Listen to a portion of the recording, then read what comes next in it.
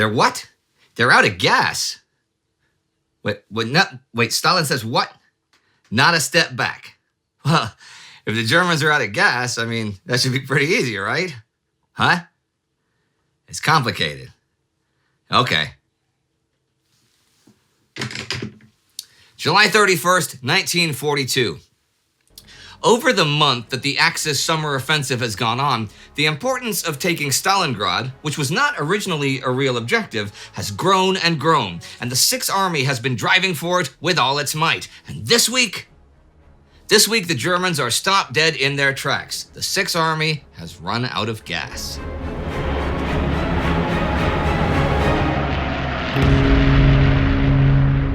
I'm Indy Neidell. This is World War II.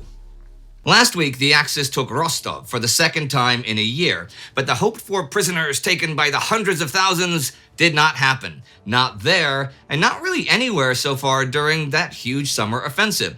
The fighting in North Africa was still at a stalemate, but the Axis will eventually lose a war of attrition there. And the Allies also decided to invade French Northwest Africa later this year. Meanwhile, the Japanese landed thousands of troops on New Guinea. And this week sees Tomitaro Hori's South Seas Detachment advancing there up the Kokoda Trail.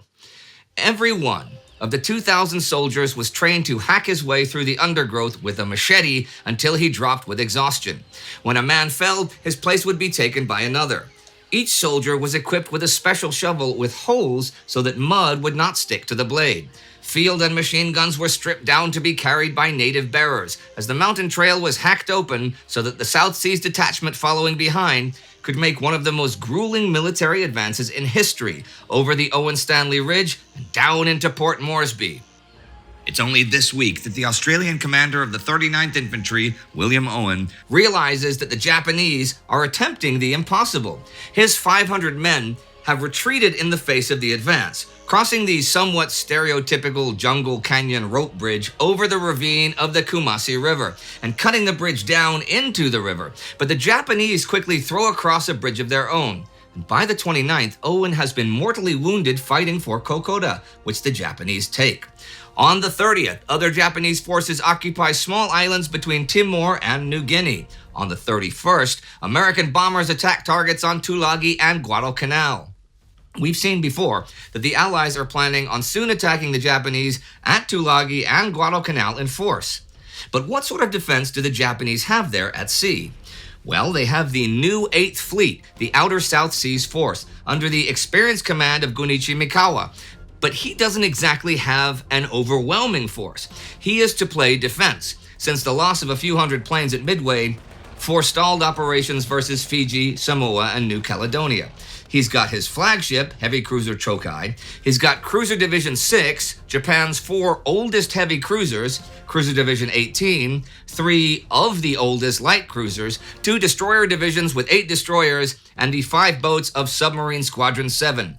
He does not command the air units at Rabaul. They're with the 11th Air Fleet. Last week on the 21st, he told Tokyo he thought the Americans would attack Guadalcanal before the Japanese could finish setting up an airbase there. High Command, though, does not expect any serious attack until 1943. Imperial headquarters noted reports of the landing of American Marines on an unidentified Pacific island, actually New Zealand, convoy sailings, airfield construction, and increased radioactivity to the South Pacific. But perhaps because it is natural to interpret enemy actions in reference to your own designs, they construed Allied activities as representing reinforcements for the defense of Australia and New Guinea. Mikawa arrives in Truk the 25th. There will in fact be an operational Guadalcanal airfield in early August, but the 11th Air Fleet does not know where the planes to fill it will come from. Mikawa arrives in Rabaul the 30th. On the 31st, the Allies do that bombing raid I mentioned and begin a B-17 bombing campaign in preparation for their assault. Already last week on the 22nd, the ships carrying the U.S. Marines 1st Division left Wellington, rendezvousing near Fiji on the 26th and setting off for Guadalcanal just as this week comes to its end. The attack date is now set for August 7th. But they are certainly not the only ones changing dates and plans. On the 29th, Adolf Hitler changes plans once again, unsatisfied with the progress of the 6th Army, now returning the 4th Panzer Army to Army Group B to help them out. By now, they've wasted a lot of time and resources just moving from front to front. The city of Stalingrad has grown more and more important, with Army Group B now having a vital and huge strategic task and inadequate resources. Operation Edelweiss begins this week to drive into the Caucasus, even as Operation Heron continues that drive towards Stalingrad. Now, Fall Blau, this whole offensive we've seen the past month, hoped to eventually go into the Caucasus, but it had a couple of prerequisites before that would happen. First and foremost, they would destroy the bulk of the Red Army west of the River Don. Then they'd make a blocking position on the Volga River, somewhere close to Stalingrad, as a screen. Only after that would the screened forces enter the Caucasus. It was Stalingrad, then Caucasus. But neither of these prerequisites was achieved. The Red Army had withdrawn, and the German 6th Army hasn't even crossed the Don, let alone reach the Volga. But now Adolf Hitler has ordered both of these operations simultaneously, splitting resources. Edelweiss is the larger one. Wilhelm List's Army Group A will cross the lower Don and advance between the Sea of Azov and Konstantinovsk. The Romanian 3rd and German 17th Armies are on the right wing, hoping to pin the Soviets in place, while the 1st Panzer Army is further inland on the left, with the 4th left of that, but of course they've been reassigned. But the 1st is hoping to encircle huge numbers of the enemy south and southeast of Rostov. They absolutely must destroy the enemy before he can reach the mountains, which run from south of Novorossiysk southeast down to north of Baku. Once they've done that, they'll take the entire eastern coast of the Black Sea, which will bring the boon of being supplyable by sea, which would help in a region with few roads. That's the idea. After all of this, the plan is to drive even further, taking the oil fields of Maikop in the west and Grozny in the east. There are exactly 2 passes over the high mountains usable by cars and trucks, and they'd take those before finally finishing their operation at the great oil city, Baku. This is a pretty grand plan. Just the scale alone, Baku is nearly as far from Rostov by road as Rostov is from Warsaw. Should they succeed in taking everything, they will hold a battlefront over 4,000 kilometers long. And it's not like it's going to be undefended. The Soviets are going to damn sure defend their major sources of oil and certainly try to destroy it if the enemy gets too close. And heck, Baku is the 5th biggest city in the Soviet Union, including those currently occupied. It has defenders. That's a big operation. And Army Group B has the smaller one, which is mostly that of the 6th Army, which has 2 mechanized corps, clearing the enemy from the Great Don River bend, then crossing between the Don and the Volga, then taking Stalingrad, or as the directive puts it, smash the enemy forces concentrated there, occupy the town, and block the land bridge between the Don and the Volga. The 2nd Army, the 2nd Hungarian Army, and the 9th Italian Army are to protect its flanks and rear as it advances. The explanation for these enormous plans is self-evident. From the Führer down to the infantry private, the Germans understandably, if mistakenly, believed the Red Army was nearing the end of its strength. On July 26, Operation Edelweiss blasts off, and I do mean blasts off, taking huge amounts of territory and moving at top speed pretty much from the get-go, crossing the Manich River on day 1. Paulus's 6th Army, though, has been busy trying to slog eastward towards Stalingrad after extricating itself from the traffic jams we've seen the past 2 weeks. He's moving with 2 armored spearheads and runs up against the Soviet 62nd and 64th Armies. They have a huge bridgehead on the right bank of the Don that's both wide and deep. This is the defense situation of the Stalingrad front, courtesy of John Erickson.